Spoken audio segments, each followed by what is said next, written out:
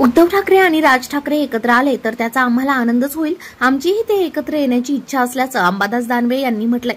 विधान परिषदेचे विरोधी पक्षनेते अंबादास दानवे यांचा आज जालना जिल्ह्यातील बदनापूर, अंबड, परतूर, घनसांगवी आणि मंठ्याच्या दौऱ्यावर असून क्या हुआ तेरा वादा या आंदोलनांतर्गत ते ग्रामस्थांशी संवाद साधत आहेत। असं उद्धवजी बोलल्यानंतर आम्ही काय बोलायचं? आम्हाला ते आम्ही तर आधीपासूनच सांगतोय की शिवसैनिकाची पण ही इच्छा आहे महाराष्ट्राच्या हितासाठी। निवडणूक वेगळा विषय आहे, पण ह्या महाराष्ट्राच्या हितासाठी, मराठी माणसाच्या हितासाठी जर उद्धवजी आणि राजसाहेब एकत्र आले तर आम्हाला तर सगळ्यांना आनंदच आहे आणि ते व्हावं अशी इच्छा पण आहे। बरं, क्या हुआ तेरा वादा या थीम अंतर्गत आता जनआंदोलन तुम्ही खरं सुरू केलेलं आहे। आज या ठिकाणी तुम्ही संवाद देखील साधलाय, काय सांगा? मी आज पूर्ण जालना जिल्ह्यात आहे अशा पद्धतीनं बदनापूर आहे, अंबड आहे, घनसावंगी आहे, परतूर आहे, मंठा आहे, सगळ्या ठिकाणी मी जातोय।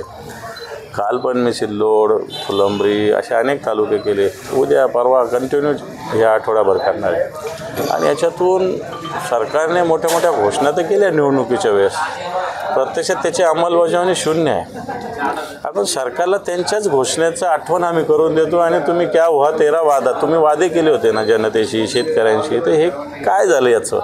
हा साधा प्रश्न आम्ही विचारतोय, त्याचं उत्तर सरकारला द्यावं लागेल। सरकारने घोषणा फार केल्या मात्र अंमलबजावणी शून्य असल्याची टीका त्यांनी राज्य सरकारवर केली आहे। लाडक्या बहिणींना दिलेले आश्वासन सरकारने पाळावं। लाडकी बहीण योजना बंद झाली तर आम्ही आवाज उठवू। लाडक्या बहिणींचा सगळ्यांना लाभ देऊन 2100 रुपये द्या अशी मागणीही त्यांनी केली।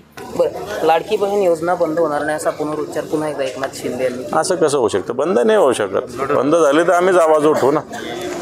बंद करा कोणी मागणी केली? उलट सगळ्यांना लाभ द्या आणि 2100 करा अशी आमची मागणी।